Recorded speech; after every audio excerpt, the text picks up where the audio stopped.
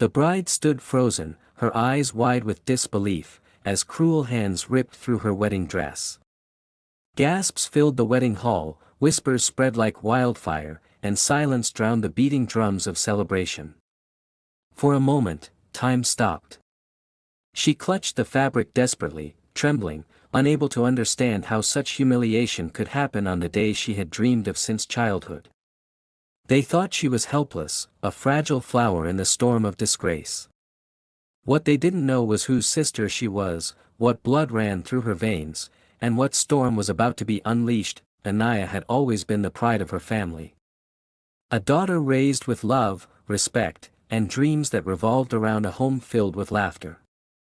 She was gentle, kind to everyone, and believed that marriage was not just a union but the joining of hearts, trust, and families.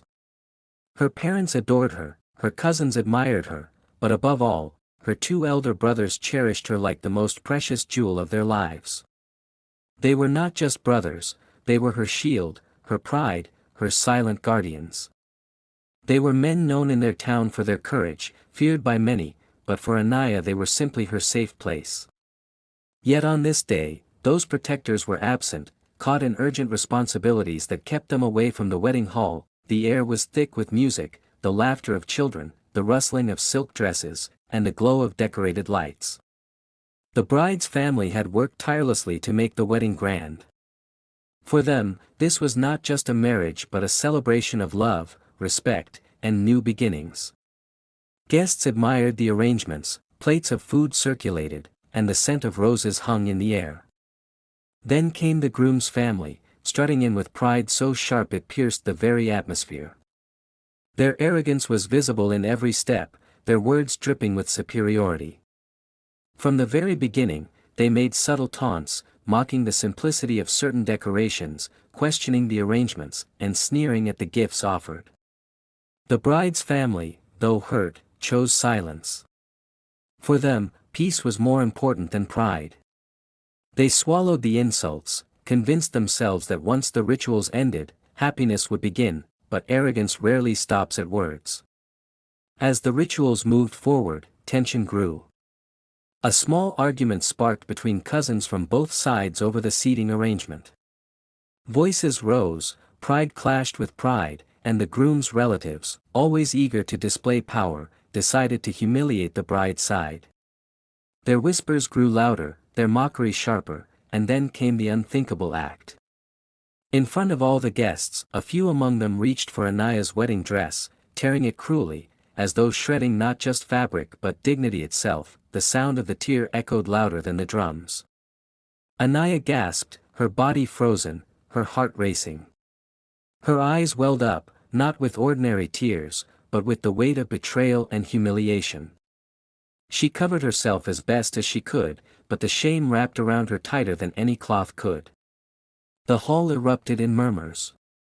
Some guests turned away, unable to watch her pain, while others whispered cruelly, feeding off the scandal.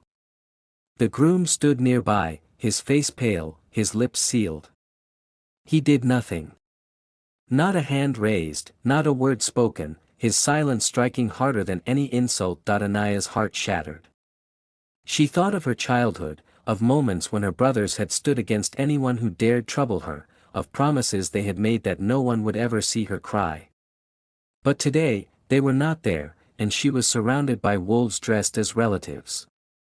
She lowered her head, tears falling like rain, her dignity torn as mercilessly as her dress. Her family members tried to comfort her, but they too were silenced by the dominance of the groom's side. Fear gripped them, shame held their tongues, and in their silence the arrogance of the others only grew stronger. A cousin, unable to bear the sight, slipped away to make a call. His trembling voice carried the news to the brothers: their sister's wedding had turned into a nightmare, her honor insulted, her dignity trampled. He begged them to come quickly. On the other side of the phone, silence hung heavy, then a voice responded in a tone cold enough to freeze blood: "We're coming."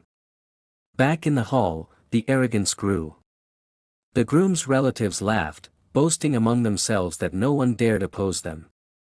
They looked around the hall with pride, their heads held high, convinced that their cruelty would remain unchallenged. Some guests pitied Anaya but stayed silent, afraid to anger the powerful relatives of the groom. Others gossiped in hushed tones, feeding the fire of humiliation. The bride's family sat in shame, their heads bowed, their hearts heavy with helplessness. The groom, still silent, sealed his fate in those few moments. Anaya sat trembling, clutching the torn fabric, her mind a storm of pain and disbelief. She remembered her brother's words from childhood, when they had stood tall against bullies who mocked her. "As long as we are here, no one will ever hurt you." Those words echoed in her mind, clashing with the cruel reality before her. But deep in her heart, a spark of faith remained. She knew her brothers, knew the fire that burned within them. They would not let this insult go unanswered. Suddenly, outside the hall, the sound of engines roared. A hush fell over the crowd. Guests turned their heads, sensing something was about to happen. The air grew heavier, every heartbeat louder. The groom's relatives, who only moments ago were laughing, shifted uneasily in their seats. The doors of the hall creaked open. Footsteps echoed, steady and heavy, each one louder than the last. The silence in the hall was so thick it suffocated. Two figures entered, tall and unyielding, their eyes burning with fury.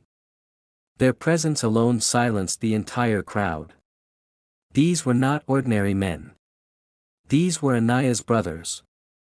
Their gaze fell first on their sister, trembling, her dress torn, her dignity bruised. In that moment, their rage became a storm, silent yet deadly. The hall, once filled with arrogance and laughter, now drowned in fear. The brothers said nothing at first, but their silence was louder than any roar. Their very presence was the answer to every insult, every humiliation. The groom's relatives froze in place, their pride melting into fear. The guests held their breath, knowing the calm before the storm had ended. The protectors had arrived. And the price for the humiliation of their sister was about to be paid. The brothers walked forward, their faces like stone, their eyes fixed on their sister. They took off their jackets and draped them gently over her shoulders, shielding her from the cruel eyes that had witnessed her humiliation. The hall was so silent that even the sound of her muffled sobs felt deafening. One brother knelt to meet her tearful eyes, whispering words of comfort, promising that she was no longer alone. The other brother straightened, his gaze scanning the hall, settling on the men who had dared to touch his sister's dignity. The air grew heavier with each passing second, and no one dared to move. The groom's relatives, who had laughed moments before, now shifted uneasily.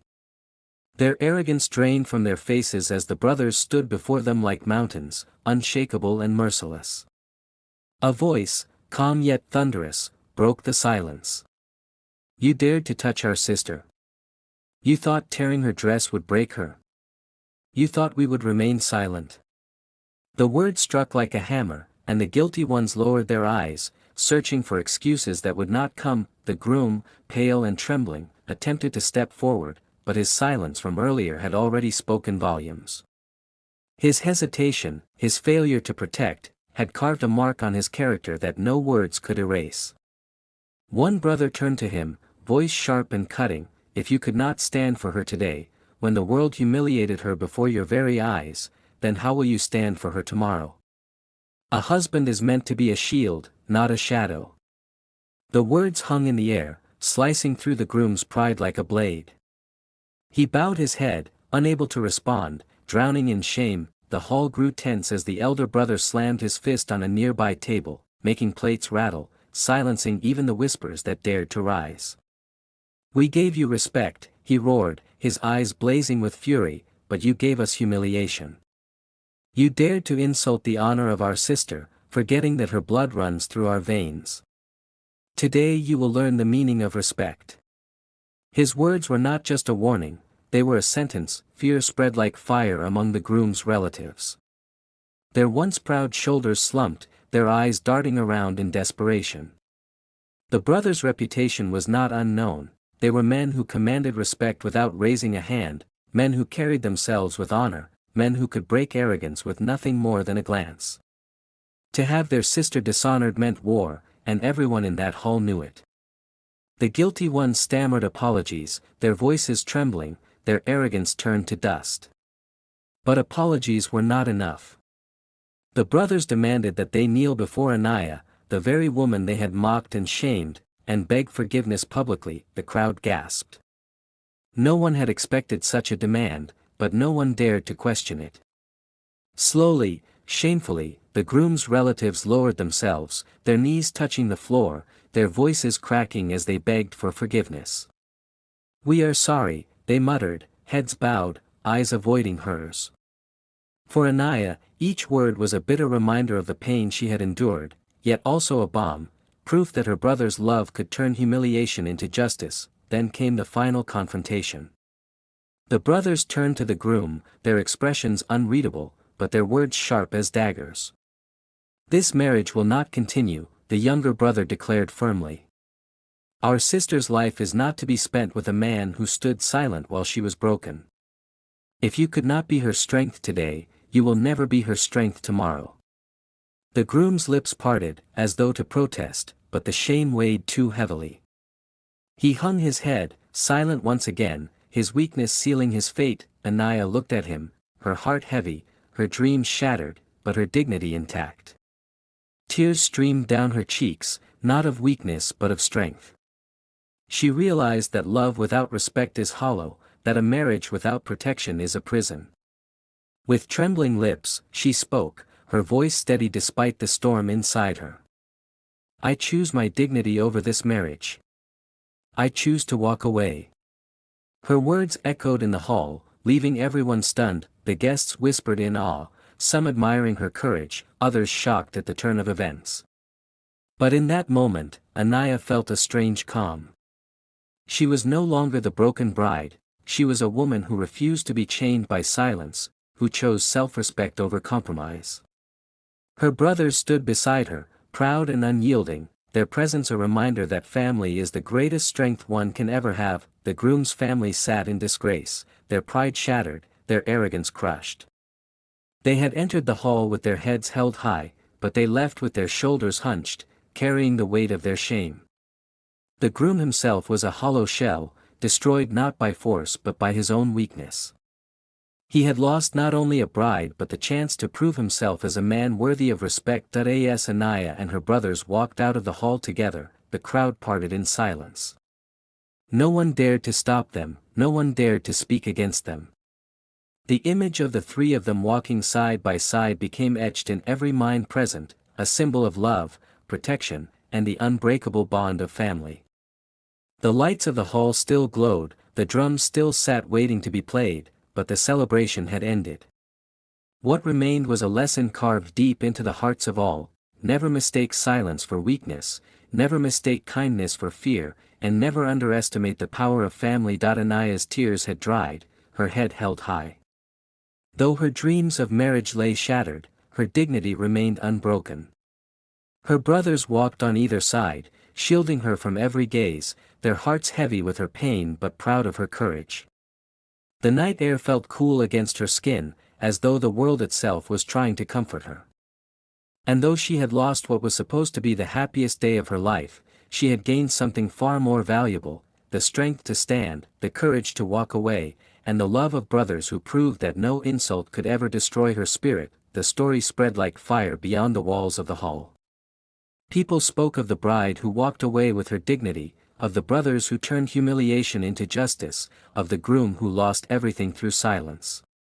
Some told the story with admiration, others with caution, but all remembered it. For in that night, a lesson was carved in stone: some dresses may tear, but dignity never does. And so Anaya's story became more than just a ruined wedding. It became a tale of courage, a reminder that respect is the foundation of every relationship, and that family love is the strongest armor against cruelty. It became a warning to the arrogant, a hope to the broken, and an inspiration to those who believe that silence must never mean surrender, because when they tore her dress, they thought they had broken her. But they had only awakened the strength of her blood, the fire of her brothers, and the spirit of a woman who refused to bow her head. And that was a power no one could ever defeat.